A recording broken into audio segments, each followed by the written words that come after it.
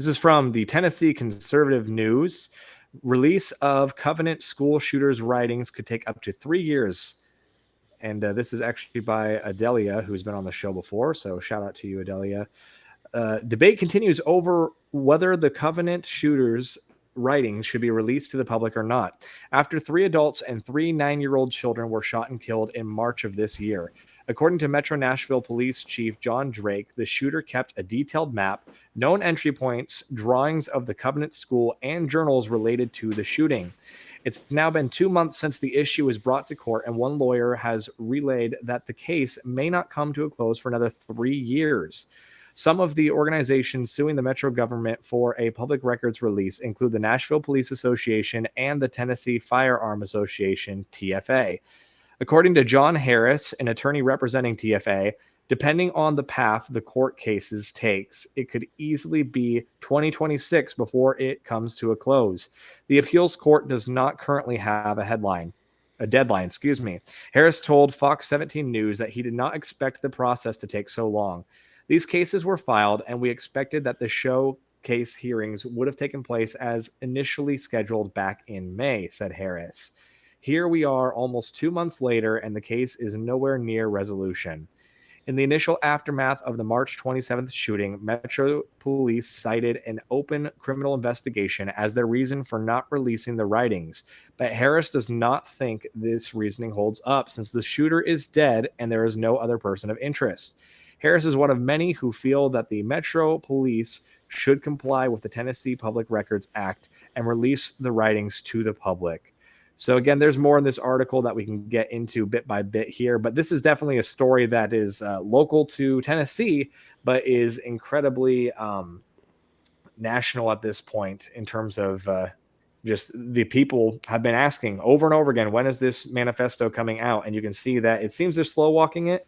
Now, I don't know all the exact reasons. There's a lot of interesting points to this story. For example, the ERLC, which is affiliated with the Southern Baptist Convention, has seemingly been a part of the process of trying to keep this information hushed, despite most people in the SBC probably being of the mindset that it should be released.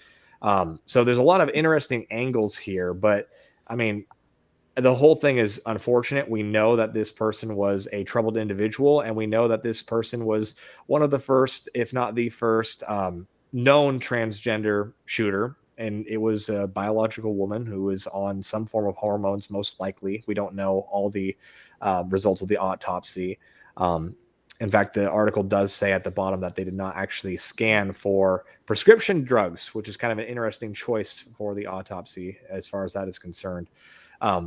But either way, I think this case is wild, and the people are really wanting to see some transparency about what truly happened that day and what happened leading up to it. But Sarah, I'll turn it over to you for your initial thoughts on just this whole situation and the manifesto potentially taking 3 years to be released.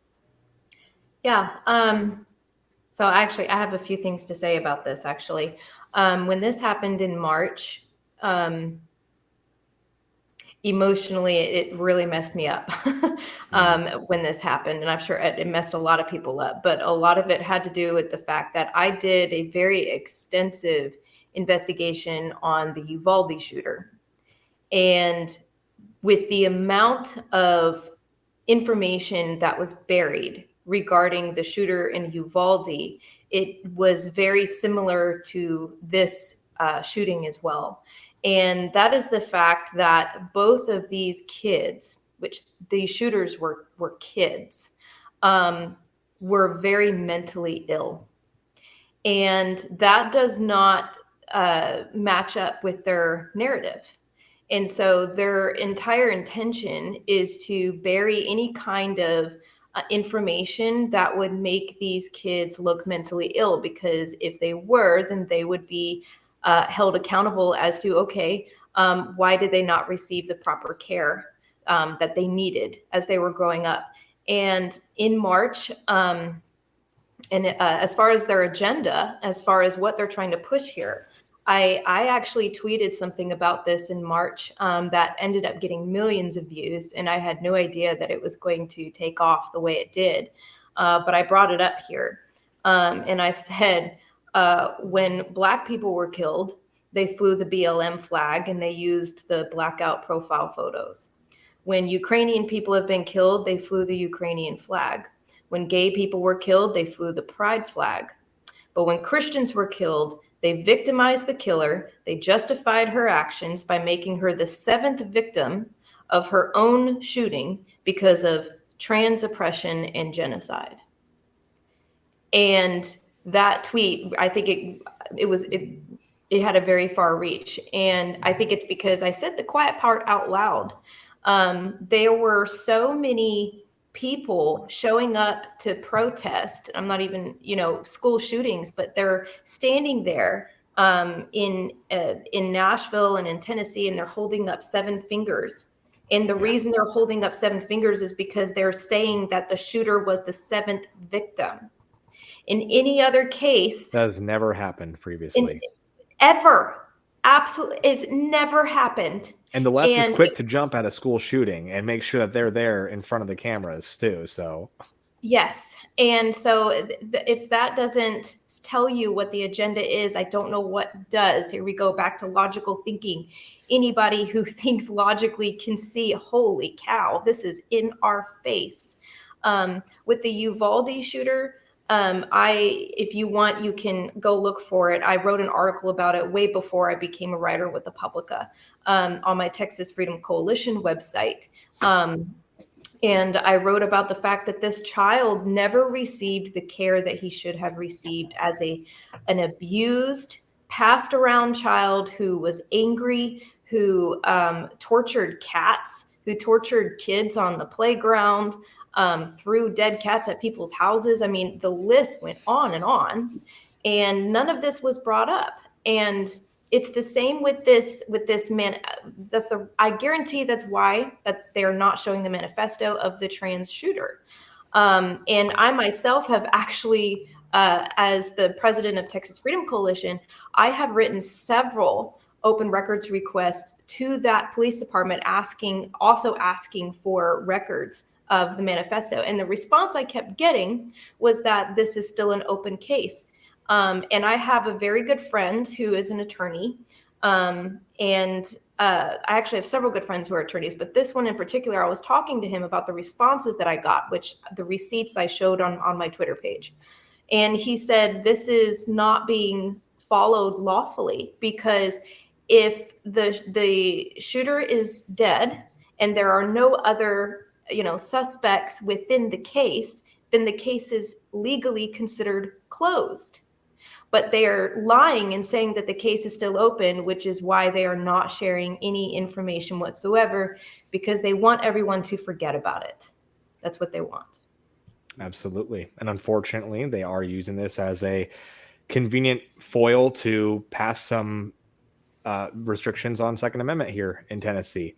And unfortunately, there's a lot of sign that Governor Bill Lee, conservative governor, is supposedly meeting and doing some backdoor deals right now. They've called a special session, to occur in August, probably the end of August, and they're expecting that it's only going to be a day or two, because it sounds like there's a lot of deals being made behind closed doors right now. So if you care about the Second Amendment, you live in Tennessee, even if you're outside of Tennessee, I recommend following Tennessee Firearm Association, the TFA, that was mentioned in this article. They're actually partnering with John Rich, and they're starting a campaign called Red Flag Down to stop Governor Bill Lee from passing any form of legislation that would be a red flag law, or red flag law called something different, which is what they're most likely going to end up doing. Because ultimately they are taking the reins, and they are using this as a great opportunity to pass some law that Tennesseans do not want. We are not quite a constitutional carry state. Some people think we are. We are not quite there, but we have made some great gains in 2A legislation.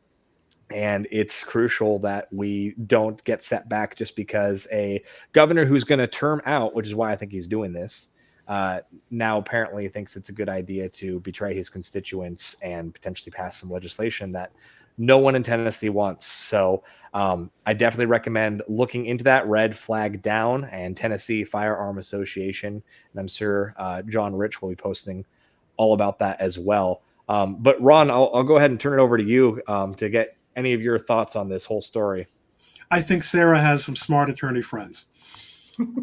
This is there's a tremendous amount of arrogance on the part of government functionaries who refuse to obey the law, whether it's state or federal public records. They think that we work for them.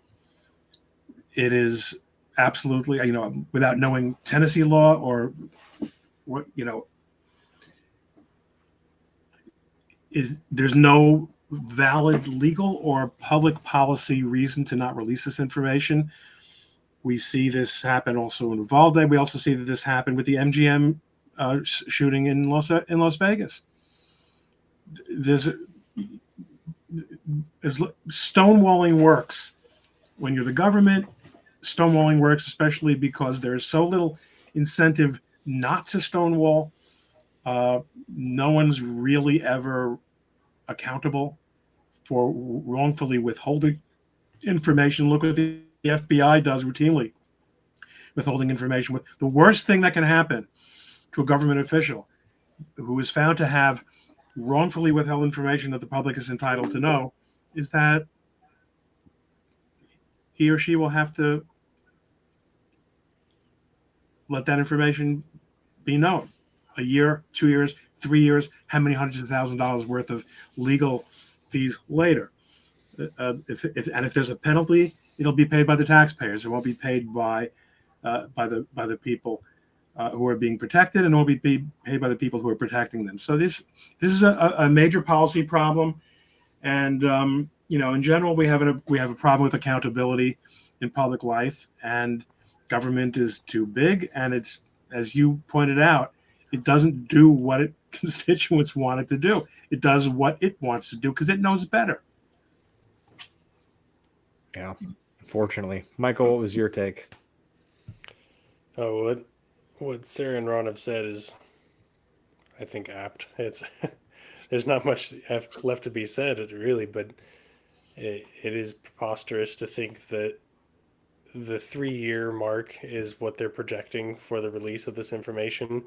And what Ron just said is that the taxpayer dollars will provide the avenue for them to make that, or postpone, I should say, that release. It's disturbing. It's disgusting. It's frustrating. Can I also just say one more thing? Yeah. It's also interesting that they're not releasing the results as far as prescription drugs. Right. Because, as you said, they didn't find anything else, but they're not releasing the information on prescription drugs. This was a young trans person who was more than likely on cross-sex hormones or puberty blockers. And though one of the puberty blockers is Lupron. Mm-hmm. And these drugs have very severe side effects. And if they were to release the information on exactly what drugs this young person was taking, that would also give a lot of ammo as far as those of us who are against the gender ideology, the transitioning of teenagers and young kids.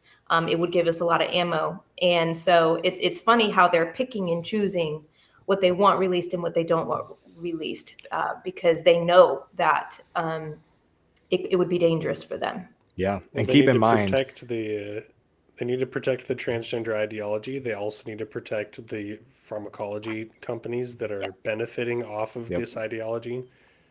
It's a multifaceted protection that is protecting evil that is in the midst of our country.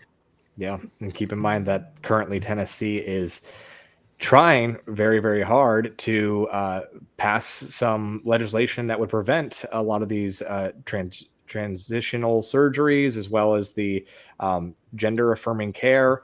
that is taking place in Tennessee at large, and they've been tied up in the courts with a lot of this legislation. I don't know where it stands as of right now because it's been back and forth, but I believe that we're making some serious headway with people like Matt Walsh has done a good job of bringing the national attention to it, but there's a lot of great individuals like Tennessee Conservative News and Tennessee Stands, Gary Humble, a lot of great individuals who have been on the front lines and the grassroots level, really pushing to get some serious change happening in terms of what the actual legislation looks like, preventing these surgeries from occurring in the first place. And ultimately, I think that if this manifesto was released, obviously there's national implications. There are so many people that kind of want to say, "Aha, we knew it." If this manifesto says, I'm going to kill off these bigoted Christians, to something to that degree, obviously that's going to make so many people in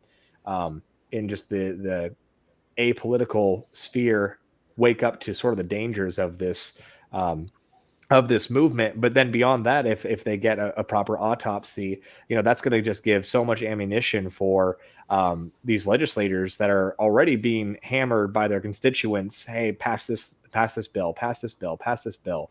I mean, it's just going to make the success of legislation in Tennessee to ban this stuff, and of course it'll spread from Tennessee. The success rate is just going to go up dramatically if this autopsy can give any form of legitimacy to why gender affirming care, as they call it, should be allowed to even be accessible to minors, let alone people who are above the age of consent. And so ultimately, I think that's really what they're doing. Shara Joel in the chat said, similar to Michael, that's because they must protect Big Pharma at all costs. The reality is these transgender individuals are going to be permanent Big Pharma customers, with the side effects that occur after these procedures take place. And like you mentioned already, Sarah, a lot of these drugs, they really do alter an individual's levels of aggression. And this was a biological woman that did this shooting, and that's incredibly rare to see a woman be a mass shooter. But that's because this woman was potentially on a cocktail of drugs that who knows all the effects that it can have on a person's brain, a person's mental capacity. And Sarah, you would know a lot more than we would about what all goes into that. But obviously, it's scientific malpractice to pretend that you can take all these drugs and nothing's going to happen. I think that's just completely unwise. And anyone trying to sell you that is just a snake oil salesman at this point. Right. And they've already proven a lot of the immediate effects from these drugs and the short-term effects, let alone the fact that there are no long-term studies on a lot of these drugs. But also, I mean, you said something very significant earlier. You said that, that they're going to be a patient for life. And that is true.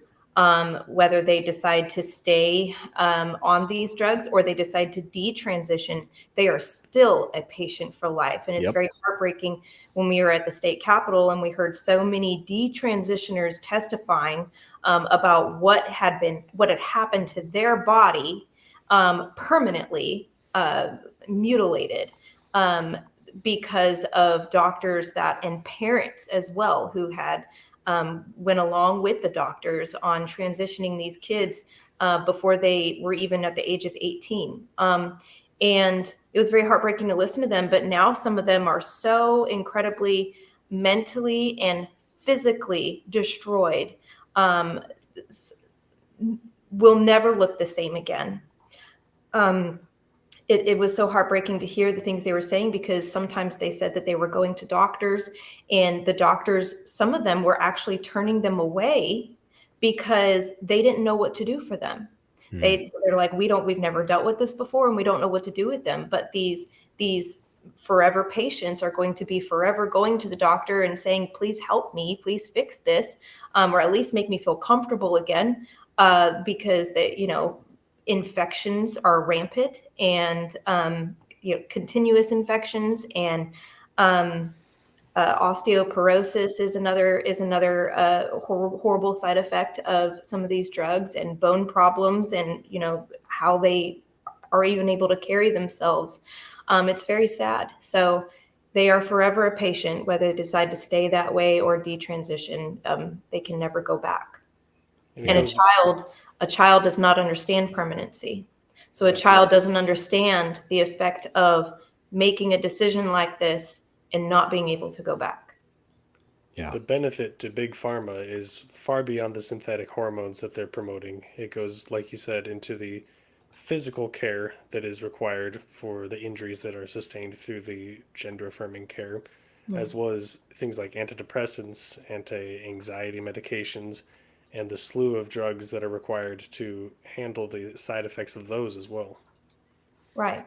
So for just throwing this out there, we will probably never know what prescription drugs this person was on. And as someone who has a degree in psychology, I learned a lot about anti-anxiety medicines and whatnot. And one of the things we learned was that if you were to switch your drugs, one anti-anxiety med to another too quickly, or come off of one too quickly, you can it changes your entire thought process.